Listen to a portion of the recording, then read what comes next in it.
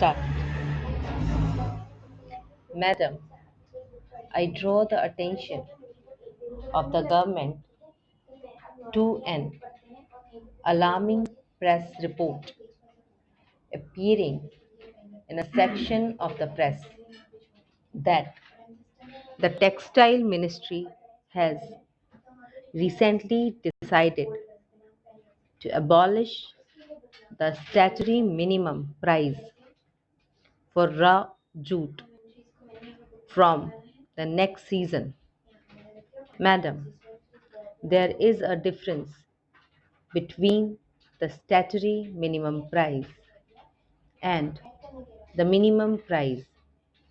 If a statutory minimum price is announced, there is an obligation on the part of the government to enforce that price. But if a minimum price is announced, there is no such obligation. Government, it seems, has come to the conclusion that there is no necessity to enforce the statutory minimum price for raw jute, which is an important crop in the eastern region of the country. This year, the price for raw jute was a little better because the market had looked up and there were certain ominous development in the Bangladesh economy. There was also boosting up of international demand. Madam, you might remember that over the last several years, the price of raw jute in the open market had declined enormously, even after the Jute Corporation of India purchasing a part of the crop and the government taking some step. The 40 lakh jute grower of eastern India could not be protected. There is distress sale on a very large scale.